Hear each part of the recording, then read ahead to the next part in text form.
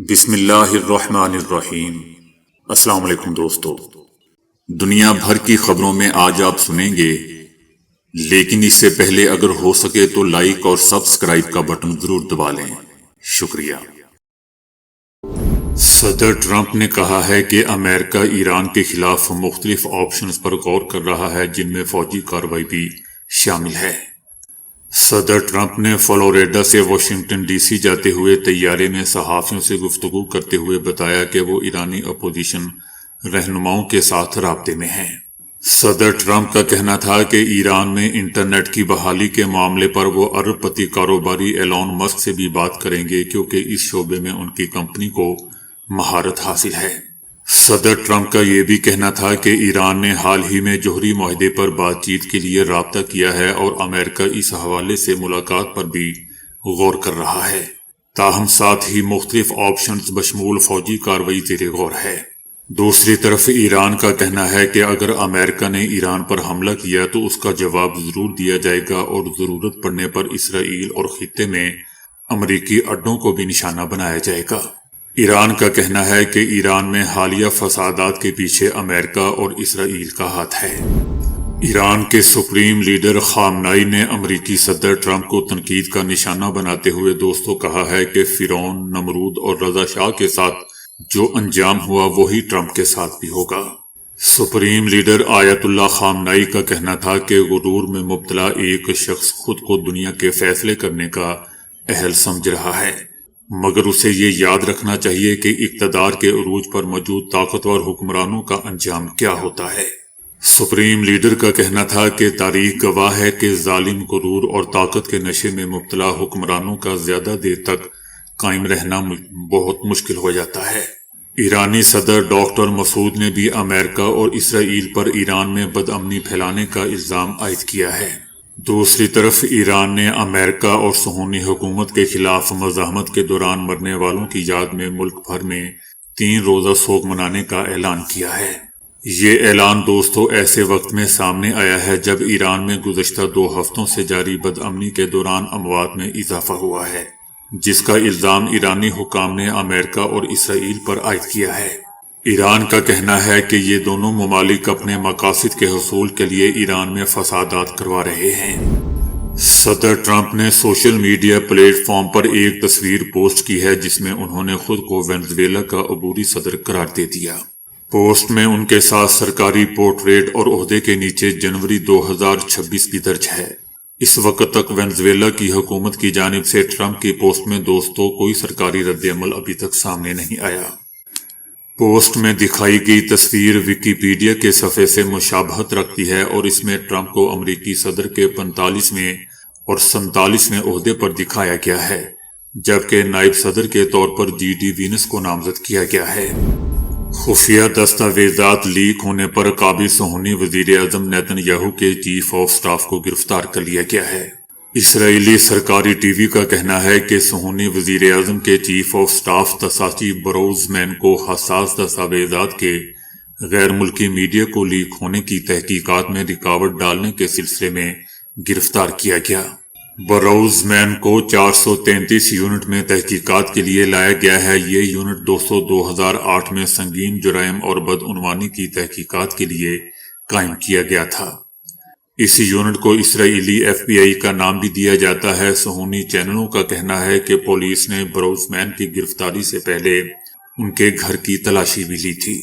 صہیونی رجیم کی پولیس نے نیتن یاہو کے سابق ترجمان ایلی فلڈ سٹائن کو بھی طلب کر لیا ہے، جو پہلے ہی اس کیس میں گرفتار ہو چکے تھے۔ ان کو خفیہ معلومات افشا کرنے اور غیر ملکی ذرائع سے پیسے وصول کرنے کے شعبے میں گرفتار کیا گیا۔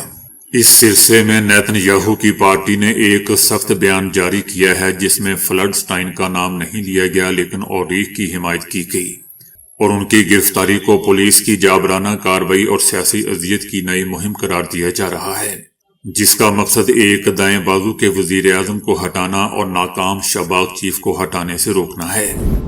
آل انڈیا مجلس اتحاد المسلمین کے سربراہ اسد الدین اویسی نے دہلی فساد معاملے میں ملزم عمر خالد اور شرجیل امام کو ضمانت نہ ملنے کے لیے کانگریس پارٹی کو ذمہ دار ٹھہرایا۔ ان کا کہنا تھا کہ غیر قانونی سرگرمیاں ایکٹ یعنی UAPA کا قانون جس کے تحت ان کے خلاف مقدمہ درج کیا گیا ہے اسے کانگریس کے دور حکومت میں ہی بنایا گیا تھا۔ اویسی کا کہنا تھا کہ انتخابات کے دوران سیکولرزم کی بات کرنے والے دراصل مسلمانوں، دلتوں اور قبائلیوں کے دشمن ہیں کیونکہ وہ ووٹ پانے کے لیے ایسی حرکتیں کر رہے ہیں۔ اویسی کا کہنا تھا کہ سپریم کورٹ نے غیر قانونی سرگرمیاں ایکٹ کی دفعہ 15A کی بنیاد پر 2020 کے دہلی فسادات کی سازش معاملے میں عمر خالد اور شرجیل امام دونوں کو ضمانت دینے سے انکار کر دیا تھا۔ اویسی کا کہنا ہے کہ کانگریس کے دور اقتدار میں اس وقت کے وزیر داخلہ UAPA متعارف کروایا تھا اور میں نے پارلیمنٹ میں اس کی مخالفت کی تھی۔ اویسی کا کہنا تھا کہ میں اکیلا ہی تھا جس نے کہا تھا کہ پولیس اس قانون کو مسلمانوں، قبائلیوں اور دلتوں، دانشوروں کے خلاف اس کا استعمال کرے گی۔ آپ دیکھ سکتے ہیں کہ آج کیا ہو رہا ہے۔ ان دونوں بچوں کو اس قانون میں تخریب کاری کی تعریف کی وجہ سے ضمانت دینے سے انکار کر دیا گیا۔ اویسی کا دوستو یہ بھی کہنا تھا کہ جہاں عمر اور شرجیل 5 سال سے جیل میں سڑ رہے ہیں وہیں 85 سالہ اسٹین سوامی کی اسی قانون کی وجہ سے جیل میں موت ہو گئی۔ یہی قانون اب معصوم لوگوں کی زندگیوں کو برباد کر رہا ہے۔ صدر ٹرمپ نے کہا ہے کہ ایران کی قیادت نے فوجی کارروائی کی دھمکیوں کے بعد مذاکرات کے لیے رابطہ کیا ہے۔ صدر ٹرمپ کا کہنا تھا کہ ایران کے رہنماؤں نے گزشتہ روز فون کیا اور ایک ملاقات طے کی جا رہی ہے۔ صدر کے مطابق ایران مذاکرات چاہتا ہے۔ انہوں نے خبردار کیا کہ ممکن ہے کہ ملاقات سے پہلے ہی ہمیں کارروائی کرنا پڑ جائے۔ یاد رہے دوستو کہ صدر ٹرمپ متعدد بار یہ دھمکی دے چکے ہیں کہ اگر مظاہرین کے خلاف طاقت استعمال کی گئی تو امریکہ مداخلت کرے گا۔ یہ مظاہرے دوستو 28 دسمبر کو مہنگائی میں شدید اضافے کے خلاف شروع ہوئے تھے جو بعد میں 1979 کے اسلامی انقلاب کے بعد قائم ہونے والے نظام کے خلاف احتجاج میں بدل گئے۔ بتایا جا رہا ہے کہ تہران شہر تقریباً مفلوج ہو چکا ہے۔ مظاہروں کے آغاز کے بعد سے گوشت کی قیمتیں تقریباً ہر چیز کی قیمتیں دگنی ہو چکی ہیں جبکہ بیشتر دکانیں بند بھی ہو چکی ہیں۔ جو دکانیں کھلتی ہیں وہ بھی سیکیورٹی فورسز کی بڑی پیمانے پر تعیناتی کے باعث شام 4 بجے یا 5 بجے بند کر دی جاتی ہیں۔ بتایا جا رہا ہے کہ یہ مظاہرے 86 سالہ سپریم لیڈر آیت اللہ خامنائی کی حکومت کے لیے ایک بڑا چیلنج بن چکے ہیں، خاص طور پر جون میں ایران اور اسرائیل کے درمیان 12 روزہ جنگ کے بعد جس کی امریکہ نے حمایت کی تھی۔ ایرانی ٹی وی نے جلتی ہوئی عمارتیں جن میں ایک مسجد بھی شامل ہے اور سیکیورٹی اہلکاروں کے جنازوں کی تصاویر نشر کی ہیں۔ تاہم 3 دن کی شدید کارروائیوں کے بعد سرکاری میڈیا نے اتوار کو حالات میں بہتری ظاہر کرنے کی کوشش کی۔ تہران کے گورنر کا بھی کہنا ہے کہ مظاہروں کی تعداد میں کمی آ رہی ہے۔ امریکہ میں مقیم معزول ایرانی شاہ کے بیٹے رضا پہلوی نے ایرانی سرکاری ملازمین اور سیکیورٹی فورسز سے مطالبہ کیا ہے کہ وہ عوامی احتجاجی تحریک کا ساتھ دیں۔ سرکاری اداروں کے ملازمین اور مسلح اور سیکیورٹی فورسز کے ارکان کے پاس انتخاب ہے کہ وہ عوام کے ساتھ کھڑے ہو کر قوم کے اتحادی بنیں یا پھر عوام کے قاتلوں کے ساتھ شریک رہیں۔ رضا پہلوی نے بیرون ملک ایرانی سفارتخانوں کے باہر اسلامی جمہوریہ کے پرچم کی بجائے انقلاب سے پہلے والا قومی پرچم لہرانے کا بھی مطالبہ کیا، بھونڈا مطالبہ کر دیا۔ ان کا کہنا تھا کہ اب وقت آ گیا ہے کہ ایرانی سفارتخانے اسلامی جمہوریہ کے شرمناک پرچم کے بجائے ایران کے اصل قومی پرچم سے آراستہ ہوں۔ بتایا جا رہا ہے کہ افغانستان میں طالبان حکومت کی پالیسیوں کے نتیجے میں انسانی بحران مزید سنگین ہوتا جا رہا ہے، جہاں غربت، بے روزگاری اور خواتین کے حقوق پر پابندیوں نے عوام کی زندگی کو شدید متاثر کیا ہے۔ یہ بھی بتایا جا رہا ہے کہ شدید غربت کے باعث بعض افغان خواتین زندہ رہنے کے لیے انتہائی مشکل فیصلے کرنے پر مجبور ہو رہی ہیں۔ روزگار کے مواقع نہ ہونے اور امداد کی کمی کے باعث کئی خاندان فاقہ کشی کا شکار ہیں۔ ایک افغان خاتون نے میڈیا کو بتایا کہ وہ بیماری اور غربت کے خلاف جدوجہد کر رہی ہے اور ان کے پاس نہ مستقل روزگار ہے اور نہ کوئی سہارا۔ حالات اس حد تک خراب ہو چکے ہیں کہ بعض اوقات وہ اپنے بچوں کے مستقبل کے بارے میں انتہائی تکلیف دہ سوچنے پر مجبور ہو جاتی ہے۔ طالبان دور میں بے روزگاری اور آزادی اظہار کی کمی نے دوستوں نوجوانوں کو ملک چھوڑنے پر مجبور کر دیا ہے۔ حال ہی میں ایک افغان نوجوان شدید سردی میں ایران اور ترکی کی سرحد عبور کرنے کی کوشش کے دوران جان کی بازی ہار گیا۔ ماہرین کا کہنا ہے کہ طالبان حکومت کے تحت کم عمر اور بالغ خواتین کی موجودہ صورتحال نہایت ہی تشویشناک اور تباہ کن ہے، جس پر عالمی سطح پر مؤثر اقدام کی ضرورت ہے۔ آسٹریلیا نے بھارتی طلباء کے لیے اسٹوڈنٹ ویزے کے قوانین مزید سخت کرتے ہوئے بھارت کو نیپال، بنگلہ دیش اور بھوٹان کے ساتھ دوستوں سب سے زیادہ خطرے یعنی ہائیسٹ رسک کیٹیگری میں شامل کر دیا۔ یہ فیصلہ معمول کے شیڈول سے ہٹ کر کیا گیا ہے، جس کی وجہ حکومت نے ویزا سسٹم میں سامنے آنے والے نئے دیانتداری کے خدشات قرار دیے ہیں۔ بھارتی میڈیا کا کہنا ہے کہ اگرچہ آسٹریلوی حکومت نے بھارت کو اس کیٹیگری میں شامل کرنے کی کوئی واضح وجہ نہیں بتائی، تاہم رپورٹس میں جعلی ڈگریوں، جعلی تعلیمی دستاویزات کے کئی واقعات سامنے آنے کے بعد یہ قدم اٹھایا گیا ہے۔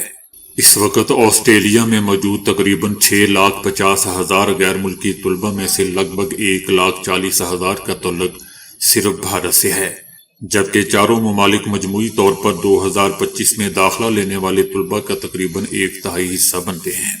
تعلیمی ماہرین کا کہنا ہے کہ ہائی رسک کیٹیگری میں شامل ہونے کے بعد طلباء کو مالی وسائل، انگریزی زبان کی اہلیت اور تعلیم کے حقیقی مقصد سے متعلق زیادہ سخت دستاویزات فراہم کرنا ہوں گی، جس سے ویزا پروسیسنگ سست اور مہنگی ہو سکتی ہے۔ خدشہ ظاہر کیا جا رہا ہے کہ اچانک تبدیلی سے تعلیمی اداروں اور طلباء دونوں میں بے یقینی پیدا ہو رہی ہے۔ تاہم حکومت کا کہنا ہے کہ حقیقی اور سنجیدہ طلباء کے لیے آسٹریلیا میں تعلیم کے دروازے بدستور کھلے رہیں گے۔ ایران میں حکومت مخالف احتجاجی مظاہروں نے خطرناک رخ اختیار کر لیا ہے، جہاں انسانی حقوق کی تنظیموں کے مطابق 2 ہفتوں کے دوران اموات کی تعداد 500 سے تجاوز کر گئی ہے۔ امریکہ میں قائم حقوق انسانی تنظیم HRANA کا کہنا ہے کہ مظاہروں میں اب تک 490 مظاہرین اور 48 سیکیورٹی اہلکار مارے جا چکے ہیں، جبکہ 10,600 زائد افراد گرفتار کیے جا چکے ہیں۔ یہ ایران میں 2022 کے بعد سب سے بڑے اور شدید ترین مظاہرے قرار دیے جا رہے ہیں، جس پر عالمی سطح پر تشویش بڑھتی جا رہی ہے۔ دوستو، عالمی سطح پر تو تشویش بڑھتی ہوگی یقیناً، لیکن امریکہ اور اسرائیل یقیناً بہت زیادہ خوش ہو رہے ہوں گے، نہ کہ تشویش میں مبتلا ہوں گے۔ لیکن دوسری طرف ایران نے تاحال اموات کی سرکاری تعداد جاری نہیں کی، جبکہ غیر ملکی میڈیا آزادانہ تصدیق سے بھی قاصر ہیں۔ اس لیے ہم کہہ سکتے ہیں کہ یہ 500، 600 یا 400 جو بھی اعداد و شمار بتائے جا رہے ہیں، یہ یقیناً فیک ہیں یا کم از کم اصل نہیں ہیں۔ دوسری طرف صدر ٹرمپ کو ایران کے خلاف فوجی حملوں، خفیہ سائبر ہتھیاروں کے استعمال، سخت پابندیوں اور حکومت مخالف عناصر کو آن لائن مدد فراہم کرنے جیسے آپشن پر بریفنگ دی جا چکی ہے۔ صدر ٹرمپ نے اس بارے میں کہا ہے کہ فوج اس معاملے کو دیکھ رہی ہے اور ہمارے پاس بہت سخت آپشنز موجود ہیں۔ ایران کی جانب سے بھی دوستو رد عمل انتہائی سخت سامنے آیا ہے۔ ایرانی پارلیمنٹ نے خبردار کرتے ہوئے کہا ہے کہ کسی بھی غلط اندازی کی قیمت بھاری ہوگی۔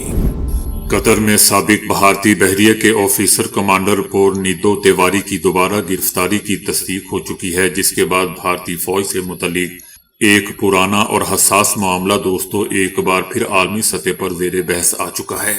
بھارتی وزارت خارجہ نے تصدیق کر دی ہے کہ کمانڈر پورنیدو تیواری کو قطر میں دوبارہ حراست میں لے لیا گیا ہے۔ یاد رہے دوستو کہ انہیں اگست 2022 میں 7 دیگر سابق بھارتی نیوی افسران کے ساتھ گرفتار کیا گیا تھا۔ 2023 میں قطری عدالت نے 8 سابق بھارتی بحریہ کے افسران کو جاسوسی کے الزام میں سزائے موت سنائی تھی، جس پر بھارت میں شدید تشویش پائی گئی تھی۔ بعد میں بھارتی حکومت کی سفارتی کوششوں کے باوجود فروری 2024 میں پورنیدو تیواری کو سنگین الزامات کے باعث بھارت کے حوالے نہیں کیا گیا تھا۔ دفاعی ماہرین کا کہنا ہے کہ یہ معاملہ صرف ایک فرد یا ایک کیس تک محدود نہیں ہے، بلکہ اس سے بھارتی فوج کی پیشہ ورانہ ساکھ، عسکری تربیت اور داخلی نظم و ضبط پر سوالات اٹھتے ہیں۔ ماہرین کا یہ بھی کہنا ہے کہ بھارتی فوج کو ماضی میں بھی بدعنوانی، اندرونی کرپشن اور اخلاقی مسائل جیسے الزامات کا سامنا رہا ہے۔ امریکی شہر لاس اینجلس میں ایرانی حکومت کے خلاف ہونے والے ایک مظاہرے کے دوران ٹرک کی ٹکر سے متعدد مظاہرین زخمی ہو گئے۔ واقعے کے بعد زخمی افراد میں سے چند کو فوری طور پر ہاسپٹل منتقل کیا گیا، جبکہ ٹرک ڈرائیور کو پولیس نے گرفتار کر لیا۔ واقعے کی تحقیقات جاری ہیں اور حکومت کا یہ جاننے کی کوشش کر رہی ہے کہ یہ حادثہ تھا یا جان بوجھ کر کیا گیا۔ یہ واقعہ دوستو ایسے وقت میں پیش آیا ہے جب ایران میں گزشتہ 2 ہفتوں سے احتجاجی مظاہرے جاری ہیں۔ ایران نے امریکہ اور صہیونی حکومت کے خلاف مزاحمت میں مارے جانے والوں کی یاد میں 3 روزہ سوگ کا اعلان بھی کیا ہے۔ کچھ میڈیا کا کہنا ہے کہ مظاہروں کے دوران 192 افراد مارے جا چکے ہیں، جبکہ امریکی انسانی حقوق تنظیم HRANA کا دعویٰ ہے کہ اموات کی تعداد 500 سے زیادہ ہے۔ ایران نے کہا ہے کہ ہم جنگ اور مذاکرات دونوں کے لیے تیار ہیں۔ ہفتے کے آخر میں دوستو تشدد میں اضافہ ہوا۔ تقریب کاروں نے مظاہرین اور سیکیورٹی فورسز کو نشانہ بنایا، تاہم اب صورتحال مکمل کنٹرول میں ہے۔ 2 ہفتوں میں بتایا جا رہا ہے کہ مظاہروں کے دوران 350 مساجد کو آگ لگا دی گئی تھی، لیکن ایرانی فورسز نے پرتشدد مظاہروں کے دوران زیادہ سے زیادہ تحمل کا مظاہرہ کیا۔ مظاہرین کے مطالبات جائز تھے اور حکومت انہیں سن بھی رہی ہے۔ صدر ٹرمپ کی مداخلت کی بات کے بعد احتجاج خون ریز ہو گئے تھے، تاہم مداخلت کا بہانہ پیدا نہیں ہوا۔ ایران کا کہنا ہے کہ ہم اب جنگ اور مذاکرات دونوں کے لیے تیار ہیں۔ امریکی صدر بھی کہہ چکے ہیں کہ ایران نے مذاکرات کے لیے رابطہ کیا ہے، جس کے انتظامات کیے جا رہے ہیں۔ صدر ٹرمپ نے کیوبا کو معاہدہ کرنے کی وارننگ دے دی ہے، جس پر کیوبا کے صدر نے سخت رد عمل دیا ہے۔ صدر ٹرمپ نے کہا ہے کہ کیوبا نے کئی سالوں تک بڑی مقدار میں وینزویلا سے ملنے والے تیل اور پیسے پر گزارا کیا ہے، اور جواب میں وینزویلا کے 2 آمروں کو سیکیورٹی سروس مہیا کی، لیکن اب وینزویلا کو دنیا کی سب سے طاقتور امریکی فوج کا تحفظ حاصل ہے۔ صدر ٹرمپ نے دھمکی دیتے ہوئے کہا ہے کہ کیوبا کے لیے اب کوئی پیسہ یا تیل نہیں جائے گا۔ کیوبا فوری معاہدہ کر لے اس سے پہلے کہ بہت دیر ہو جائے۔ صدر ٹرمپ کی وارننگ پر کیوبا کے صدر نے رد عمل دیتے ہوئے کہا ہے کہ کیوبا ایک آزاد اور خود مختار قوم ہے، کوئی ہمیں حکم نہیں دے سکتا کہ ہمیں کیا کرنا ہے۔ امریکہ کا رویہ مجرمانہ اور عالمی امن کے لیے خطرہ ہے۔ دوستو دیکھ لیں کہ کیوبا جیسا ملک بھی امریکہ کو آنکھیں دکھا رہا ہے۔ ایک اہم ہے کہ امریکہ کے گھٹنوں میں جا بیٹھتے ہیں، نہ صرف جا بیٹھتے ہیں بلکہ ان کے گھٹنے بھی پکڑ لیتے ہیں۔ بہرحال کیوبا کے صدر کا کہنا ہے کہ کیوبا 66 سالوں سے امریکی جارحیت کا شکار ہے۔ کیوبا دھمکیاں نہیں دیتا، البتہ وطن کے دفاع کے لیے خود کو تیار رکھتا ہے۔ صدر کا کہنا تھا کہ انسانی جانوں کو بھی کاروباری نظر سے دیکھنے والوں کے پاس کیوبا پر انگلی اٹھانے اخلاقی جواز نہیں ہے۔ ان کا اشارہ دوستو صدر ٹرمپ کی طرف تھا۔